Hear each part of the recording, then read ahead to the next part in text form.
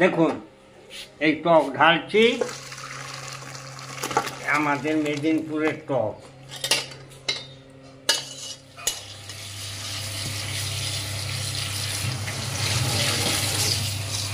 এই মাছটা ধুয়ে নিলাম, ভালো করে ধুয়ে দিচ্ছে, তারপরে একে নিয়ে নুন হলুদ গুলিয়ে একে তেলে ভাজা হবে।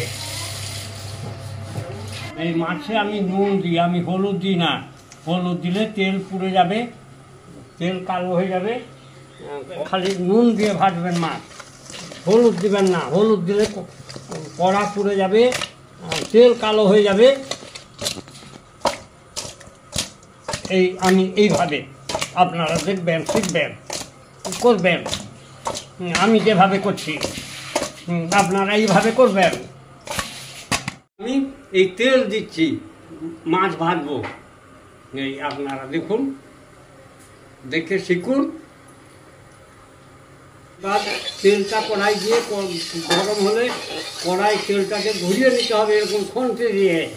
হ্যাঁ, এরপরে এই মাছ তুলে ছাড়বো। এই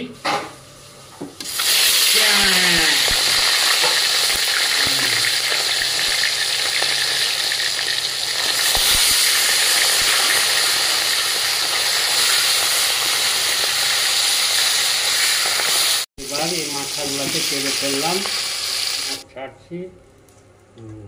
এই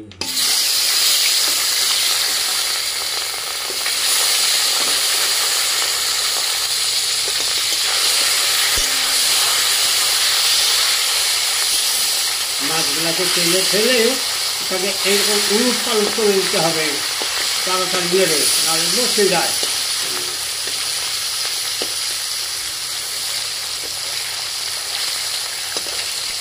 উলট পালট করে ছেড়ে দিতে হবে, তার একটুটি হবে, আবার একটু। এই আমরা এই সরষা বাটা জলে ফেলবো, দিয়ে একে গুলিয়ে ছেঁকে নিতে হবে আবার। আপনারা দেখে শিখুন, না আপনারা কিভাবে করেন আমাকে বলবেন, দেখে আপনারা। এই তো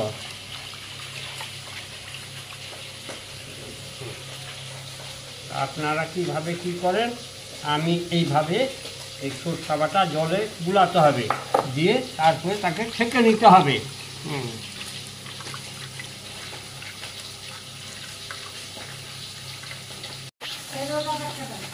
আমচুরগুলাকে জলে ফেলে এইরকম চটকে দিতে হবে, দিলে তার আরক বেরাবে, টক আরকটা।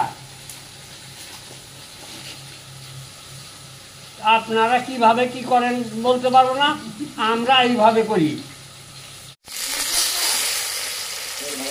টকে এই ফোড়ন দিলাম, লঙ্কা দিলাম, এই দুটা 5 ফোড়ন দিব, এই দিলাম। তারপরে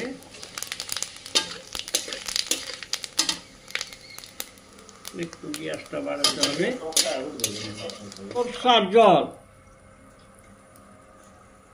এই দিলাম সরষার জল।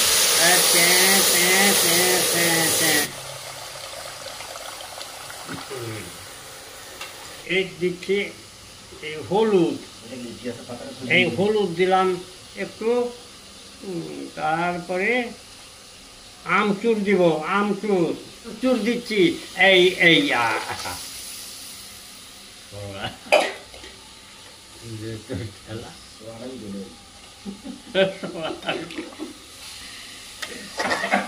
মাছ ছাড়ছি এই টকে, এই মাছ ছাড়লাম, তাকে একটু নাড়া দিয়ে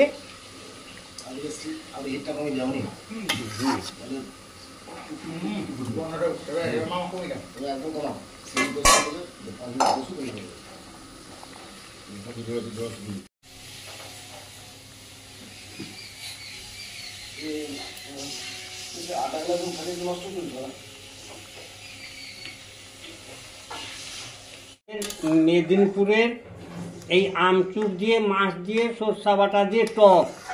এবার টক হয়ে গেছে কমপ্লিট। আপনারা এবারে আসতে পারেন, খেতে পারেন। এইবারে দেখুন এই টক ঢালছি, আমাদের মেদিনীপুরের টক।